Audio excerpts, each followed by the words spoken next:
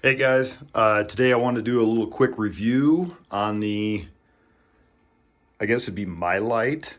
This is the LED systems that you can buy on Amazon.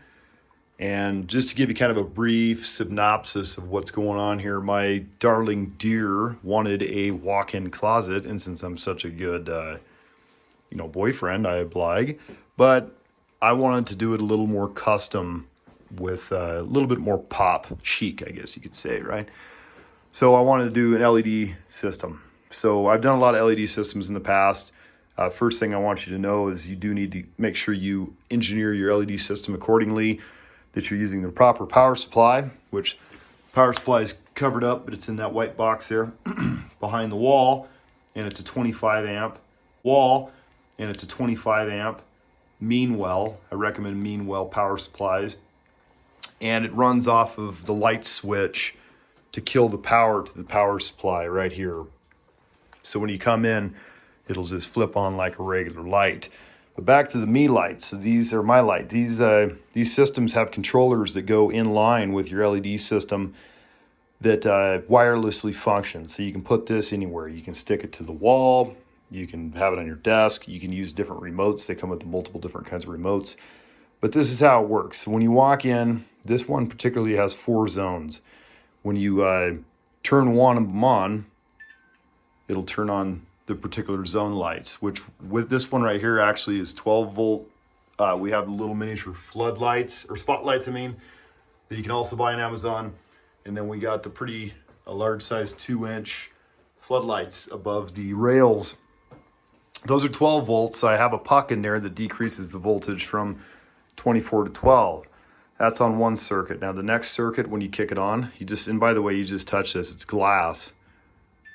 That is the LED strip lights that are 24 volt. I went with 24 volt because I ran a lot of them and I didn't want the wires to overheat. The higher the voltage, lower the amp. So keep that in mind when you go to buy your LED strip lights. And I also have them behind diffusers, which I also bought the diffusers, and it's a 90-degree mounting rail for your LED strips. I got them on Amazon. I got all this on Amazon. The only thing I didn't get on Amazon is the damn plywood that I built the shelving out of. So that's the second zone. So the third zone is going to be the ceiling lights, which changes obviously the temperature. So keep in mind too, there's temperature controls on these. And this is an example of the temperature control. You touch whatever zone you're on, zone 3, and you change the temperature by sliding this. And it'll go to warm light or cool white, or you can go in the middle and get actual natural sunlight white, or you can just hit white and it'll take you to true white. So we don't have the RGB setup on this because I only have CCCW lighting strips because we didn't want color in here. And there's also a mode on here where you can flash your lights and do all sorts of junk, which you'd never really use in a house, maybe at a dance club, but come on, let's get real. And you can also change the speed on how fast the lights turn on and off, like if you want to fade on them or whatever. Or you can just hit all, shut them all off, turn them all back on. Now, the thing I wanted to put out there, I haven't seen anybody do a review on this, and I had a few questions when I was installing the system. First of all, does it memorize your settings when you turn the power off to the power supply? So the power supply I have mounted on a switch. That's the light, sorry. This right here kicks off the power supply, lights go off. Now I wanted to make it to where, she doesn't have to really use this very much, only if she wants to change the temperature of the lighting. So this will kind of go away wherever. Kick on the lights, it memorizes the settings.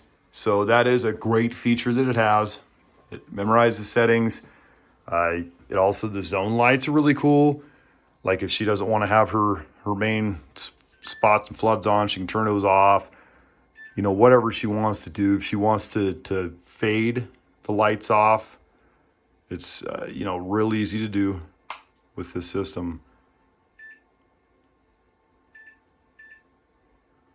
It's pretty spiffy. I am going to recommend this to people.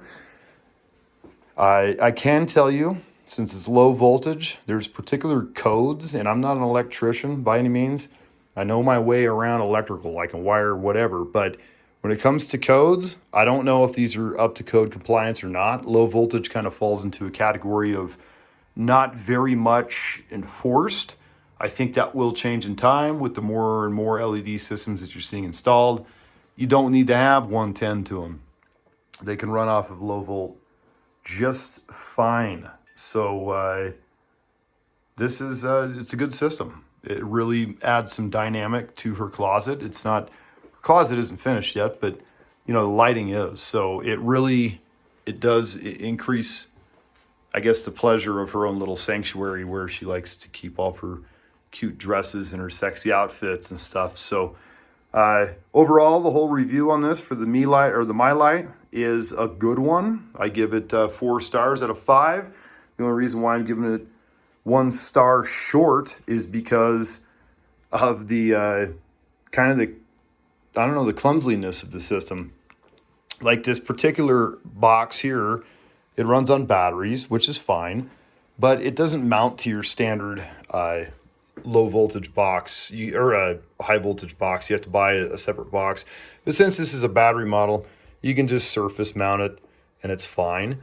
Another thing too, I don't have one out to show you, but the actual controller that goes in line with the lights, it's kind of got some weird access points on it for screwing your lights on. I'll actually show you that. So this is the actual control box right here. I bought several because I got several projects I'm doing. And this is the reason why I'm deducting a star for convenience factor, okay? So this would be how I would normally stick this in a low voltage box. I would either mount it with screws or I would double-sided tape into a box, right? Seems like everything's fine on it, except your screws to mount the wires are on the bottom. So you more or less got to mount it upside down if you want to access your screws, which you do because you got to install it. So MeLite, if you're watching this, either stick that sticker on the back so you can see what the heck you're doing and see what your model is, or put your screws coming out the top. I mean, come on. You guys are engineers enough to make these things. Use your head. The other thing is too, they have a remote control, which after playing with that box that I just had in my hand, I think it's kind of a waste. I would just probably maybe go with the remote because you're only going to pull it out the way I have mine wired with flipping the light switch on. You're only going to pull this out when you want to change your light configuration. So any advice I can give anybody else, depending on what you're doing, if you're going to use it as your main switch, then yeah, you'd want that box I had and have it mounted to the wall. But since I'm not, this would have been plenty sufficient. The other thing about these that I have not messed with is they have a Wi-Fi controller as well. So this is kind of cool. I didn't really need it, but what this does is when you tie these units together, I'll just set them all out here so you can see what I'm talking about. This only runs 10 amp too, by the way. So I have, you have one of these per channel on your switch. So that particular room, I have 3. I'm getting ready to do a bathroom with steam room and everything. So I have a whole bunch more. But this particular box will connect to the Wi-Fi controller box. And then that will connect to your internet. And then you can actually use it to kill your lights with, I think, don't quote me, but I think you can do it with Alexa and Home Connect. Yeah, you can right here. See, so it's got, oh no, never mind. I'm sorry. That's the apps that it runs on. It runs on Android or iOS. But I'm pretty sure that this now can work with Alexa, but maybe I'm wrong. But I have read some reviews on this. I couldn't find any home, but I'm working on adding more local businesses. Yeah, okay, so I just pissed her off. Anyways, I heard the app is pretty clunky on this, so I didn't even need it. It came in a kit, whatever. This will also connect straight to the box. You don't need that Wi-Fi controller. If you're gonna use the 3 of them combined, I don't know how that works, how that functions. If this controls this, or if this still connects directly to this. The syncing on these was pretty easy. You shoot power to the box, and then on that panel I had in the house, you hit the button 3 times on for whatever zone you want to wire it to. So you shoot power to it within 10 seconds, bink, bink, bink, and then the lights will blink, and then they'll turn off. And then you know you're synced. Now to unsync it, you do the same thing and you hit the button 5 times and it unsyncs it, and then you can control that on a different zone if you wish. So friendliness for syncing, thumbs up on that. Like I said, everything was pretty good except for the damn mounting screws. Yeah, maybe that isn't the problem for anybody else, but it really drives me crazy because I want this mounted to a box so it's safe and secure. I still do electrically, I do stuff pretty secure electrically.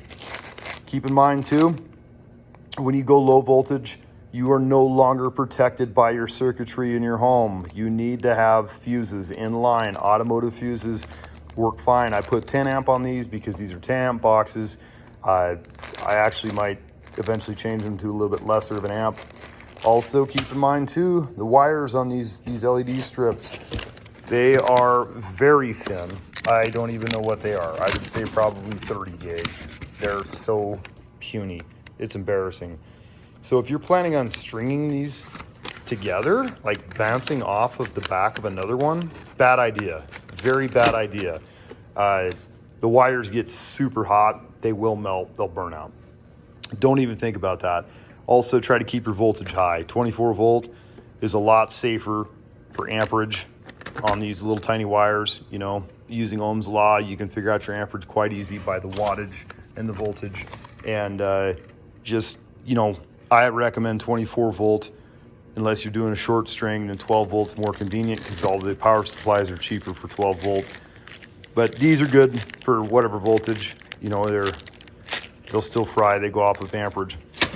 But if you're putting together an LED system, don't be an idiot, man. Put a fuse on this sucker because you will. If you have a problem, you're going to melt wires and you're putting a fire hazard in your home. So, you know, this fuse should go between your power supply and the light controller, not from the light controller to the lights. It needs to go on this side.